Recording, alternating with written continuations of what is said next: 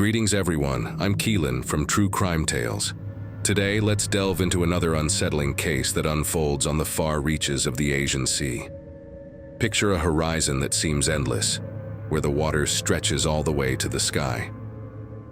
On board the Royal Caribbean, a cruise ship sailing through this majestic expanse, we encounter George Smith and Jennifer, a newlywed couple standing on deck, feeling the wind in their hair as they contemplate the vastness of the Asian Sea, a canvas of promise and plans.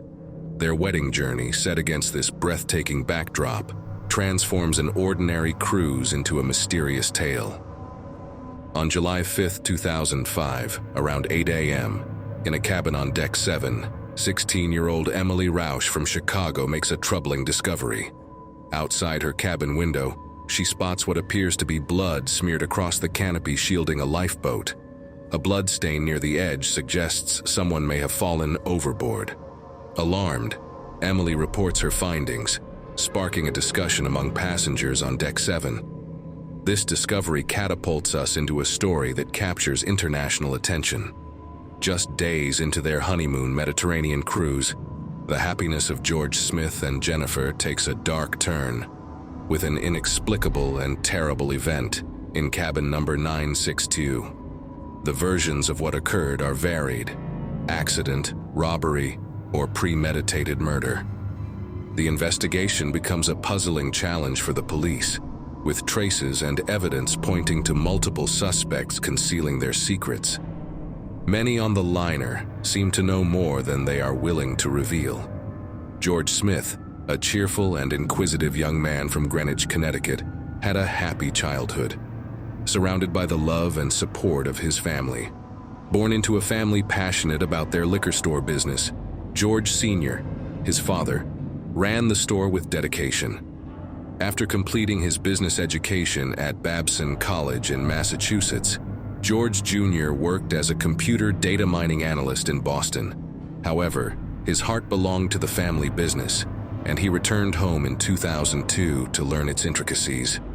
At a reunion in 2002, George met Jennifer, a bright and ambitious Connecticut native who had just begun her career as an elementary school teacher. The couple, deeply enamored with each other, gained the approval of George's parents. 3 years later, in 2005, at the age of 26, George and his partner made the decision to embark on the journey of marriage and commence a new chapter in their lives. Their wedding ceremony unfolded at the enchanting Castle Hill Inn in the picturesque town of Newport, Rhode Island. The celebration took place on the ocean front, a fitting location for such a momentous event. Following the ceremony, the newlyweds embarked on a honeymoon adventure, opting for a luxurious cruise on one of the majestic Royal Caribbean liners. This 12-day voyage, commencing on June 29th from Barcelona, traversed the beautiful waters of the Aegean Sea with stops in France's Côte d'Azur and along the coast of Italy. During this cruise, George and Jennifer forged a friendship with another couple and a young man named Josh Assen from California, a 20-year-old with a keen sense of humor who quickly endeared himself to George. On July 1st, as the liner sailed off the Italian coast, the group decided to explore the land together. The young people spent July 4th traveling around the island of Mykonos, strolling through its narrow streets, swimming in the pristine Aegean Sea, and savoring local cuisine in charming taverns. The evening continued on the liner's deck after a romantic dinner, where they enjoyed each other's company and the enchanting atmosphere of Mykonos, leaving indelible memories. The night unfolded with laughter and excitement, featuring delicious appetizers and drinks. The newlyweds, accompanied by Josh Assen, ventured into the ship's casino. George and Josh found enjoyment at the craps table, while Jennifer tried her luck at the poker table. Despite losing a substantial amount of money, the jovial atmosphere persisted as they jestingly attributed it to the nature of their honeymoon. The evening took a mysterious turn when, around 2:30 a.m., the last video of George was recorded by one of the liner's security cameras, showing him leaving the casino. However, this departure did not signal a return to his cabin. In the early morning hours of June 5, 2005, on the Greek island of Mykonos, a perplexing series of events began to unfold. George Smith, the 26-year-old newlywed, disappeared under mysterious circumstances during an Aegean cruise with his wife Jennifer. The night, initially filled with enjoyment and luxury, took a darker turn. The ship's captain, responding to strange footprints under the window of their cabin and on the deck, discovered the absence of the couple. Alarmed, the ship's crew initiated a thorough search, eventually finding Jennifer in the ship's spa at 10 a.m., unaware of her husband's whereabouts. As the search intensified, the discovery of blood in the cabin raised concerns of a violent incident, leading the senior officer to investigate further, theorizing that George may have fallen overboard. The ship's crew cordoned off Deck 7, intensifying efforts to find the missing couple and unravel the mystery that had unfolded on that fateful night. The group of young men decided to prolong their revelry, making their way to the disco to continue dancing and indulging in alcohol. Lloyd Botha, the casino manager, joined their company, adding to the festive atmosphere as the night unfolded. However, as the events progressed, the recollections of the witnesses began to diverge. Deep into the night, the boys, visibly intoxicated and rowdy, faced restrictions according to the ship's rules. Delivery services were blocked for those behaving loudly and inappropriately. When the liner's staff refused to serve the inebriated group, they remembered having a bottle of absinthe purchased during their walk on the island of Mykonos. Josh, a member of the group, returned to his cabin on the same deck to retrieve a particularly potent bottle of absinthe, concealing it behind the waistband of his shorts. The night was already past 3 a.m. when an observant janitor noticed the group, including Greg, Zach, Rostislav, Josh, and George, consuming the absinthe. This became a focal point in the investigation. As the night progressed, Jennifer, initially seemingly sober and calm, underwent a noticeable transformation. Her behavior fluctuated from attempting to maintain balance to flirting, sparking varied impressions among witnesses. The turning point occurred around 3:30 a.m. when Jennifer, visibly intoxicated, left the disco, leaving George with his newfound friends. Jennifer's staggering walk down the hallway caught the attention of the janitor, who had earlier observed the group enjoying absinthe. Assisting her to the elevator, he noticed her heading in the wrong direction upon reaching her deck.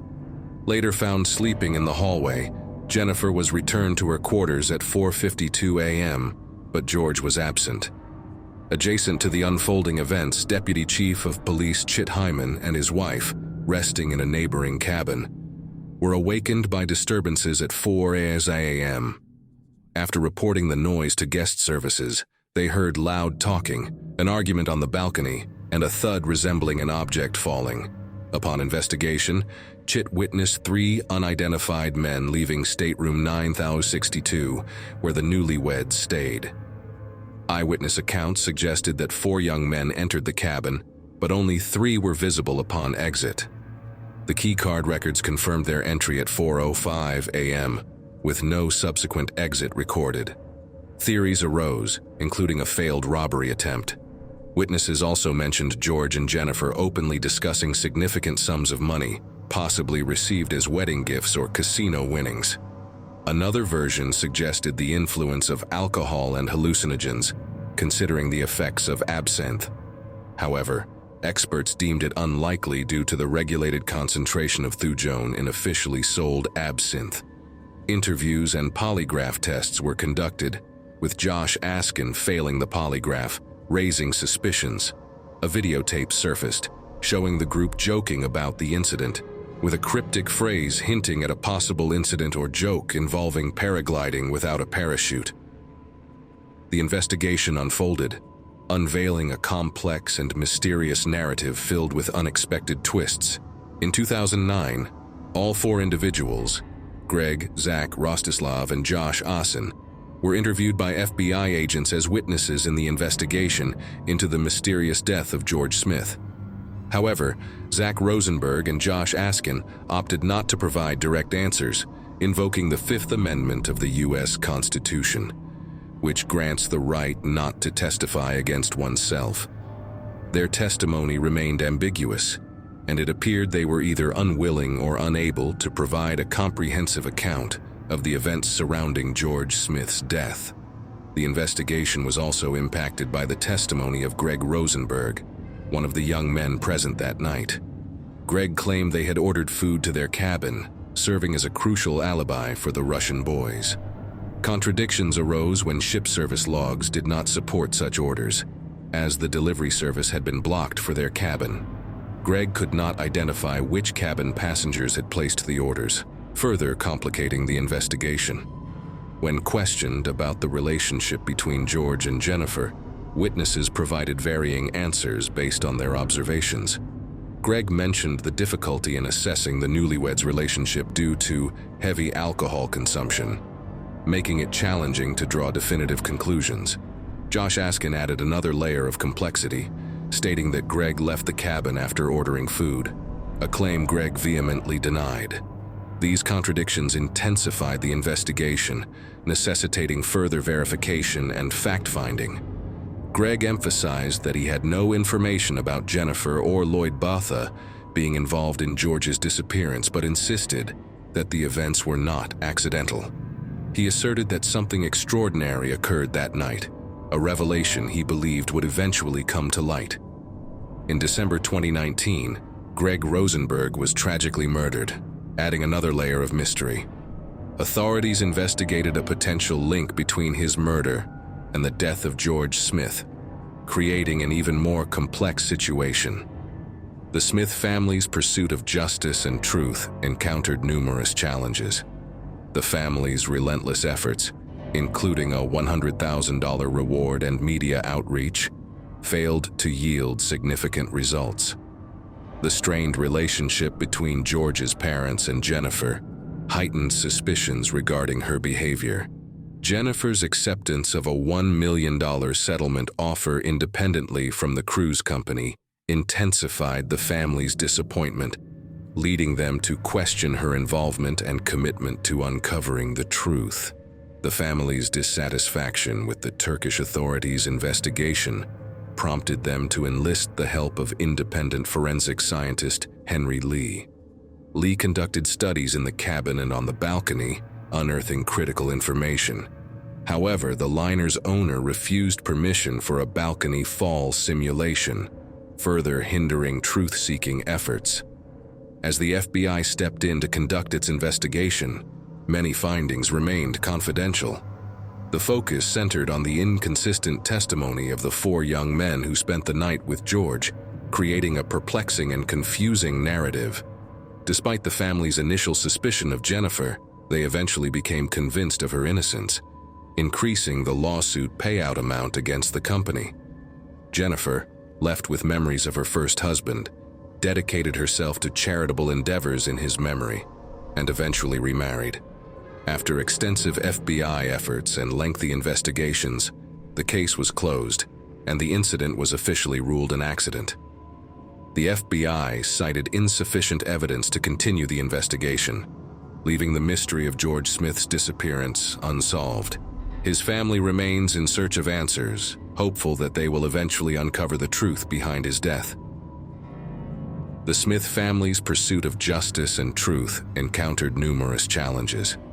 The family's relentless efforts, including a $100,000 reward and media outreach, failed to yield significant results. The strained relationship between George's parents and Jennifer heightened suspicions regarding her behavior. Jennifer's acceptance of a $1 million settlement offer independently from the cruise company intensified the family's disappointment, leading them to question her involvement and commitment to uncovering the truth. The family's dissatisfaction with the Turkish authorities' investigation prompted them to enlist the help of independent forensic scientist Henry Lee. Lee conducted studies in the cabin and on the balcony, unearthing critical information. However, the liner's owner refused permission for a balcony fall simulation, further hindering truth-seeking efforts. As the FBI stepped in to conduct its investigation, many findings remained confidential. The focus centered on the inconsistent testimony of the 4 young men who spent the night with George, creating a perplexing and confusing narrative. Despite the family's initial suspicion of Jennifer, they eventually became convinced of her innocence, increasing the lawsuit payout amount against the company. Jennifer, left with memories of her first husband, dedicated herself to charitable endeavors in his memory, and eventually remarried. After extensive FBI efforts and lengthy investigations, the case was closed, and the incident was officially ruled an accident.